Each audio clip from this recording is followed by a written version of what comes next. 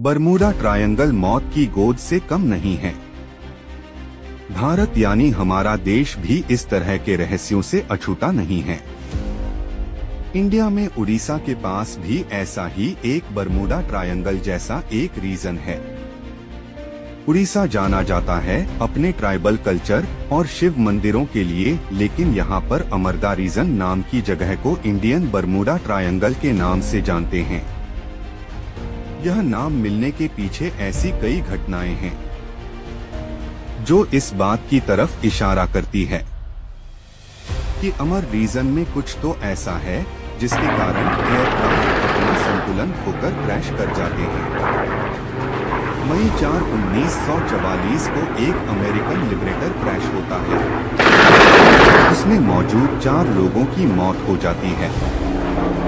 3 दिन बाद मई 7, 1944 को एक और लिबरेटर से टेक ऑफ करता है और 20 मिनट के अंदर वो भी क्रैश हो जाता है। विमान में मौजूद 10 लोगों की मौत हो जाती है। 6 दिन बाद एक और क्रैश चमत्कारी रूप से गायब हो जाता है, लेकिन फिर 1 महीने बाद अक्टूबर 28 मई 1944 एक और दुर्घटना होती है। इसमें मरने वालों की संख्या 14। 5 जुलाई 1945 में ब्रिटिश रॉयल एयरफोर्स के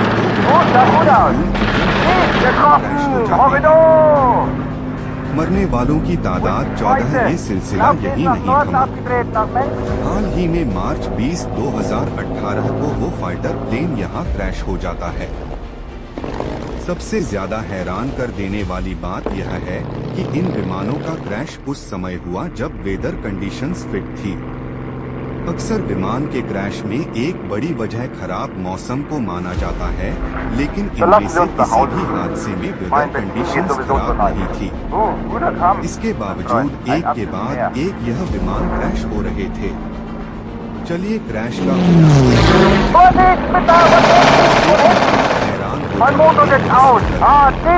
बताया जाता है। क्रैश साइट से कोई प्लेन के यह वाकई हैरान कर देने वाली बात है। बरमूडा ट्रायंगल की घटनाओं की जैसे यहाँ पर भी खोए हुए विमानों का कुछ पता नहीं मिला। किसी भी देश की एयरफोर्स उसकी डिफेंस प्रणाली का सबसे आधुनिक और सबसे काबिल हिस्सा होती है। एयरफोर्स ने भी फाइटर एयरक्राफ्ट की बनावट और टेक्नोलॉजी सबसे एडवांस्ड होती है।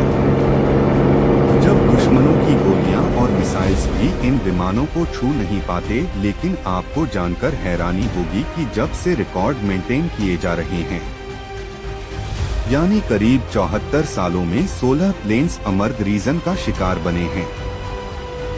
इन 16 में से ज्यादातर एडवांस टेक्नोलॉजी वाले फाइटर एयरक्राफ्ट है। कहा जाता है कि इन दुर्घटनाओं में अब तक 25 से भी ज्यादा लोगों की मौत हो चुकी है, जिनके बारे में कुछ भी पता नहीं चल पाया है कि आखिर क्रैश के बाद उनका कोई नामो निशान क्यों नहीं रहा। ओडिशा के मयूरभंज डिस्ट्रिक्ट के पास का अमरदा रीजन इन्वेस्टिगेशन के लिए एक बड़ा इंटरेस्टिंग सब्जेक्ट है, लेकिन जब प्रशासन से इन्वेस्टिगेशन की बात की जाती है, नतीजा कुछ नहीं निकलता। एयरफोर्स अथॉरिटीज का कहना है कि उन्होंने सब्जेक्ट पर डिटेल इन्वेस्टिगेशन की है और पता लगाया है कि आखिर वो क्या वजह है जिससे अमरदा रीजन के ऊपर गुजरने वाले विमान क्रैश हो जाते हैं और फिर उनका कोई नामो निशान नहीं मिलता। लेकिन एयरफोर्स ने अपनी फीलिंग्स को डिस्क्लोज करने से मना कर दिया है। उनका कहना है कि एयरफोर्स से जुड़ी जानकारी टॉप सीक्रेट लेवल की इंफॉर्मेशन है और से पब्लिक नहीं किया जा सकता। यहाँ एक बात मैं आपको बताना चाहूँगा। इंडियन नेवी का सबसे पहला और सबसे बड़ा नेवल कमांड यहाँ उड़ीसा में ही है। इस कमांड का नाम ईस्टर्न नेवल कमांड है। कहा जाता है कि ईस्टर्न नेवल कमांड में कई टेक्नोलॉजीज को टेस्ट किया जाता है और कई किस्म के एक्सपेरिमेंट किए जाते हैं। अब बिना पुख्ता इन्वेस्टिगेशन के रिसर्च और इन्वेस्टिगेट केवल अनुमान लगा सकते हैं। अनुमान लगाया जाता है और कई वजह सामने आती है।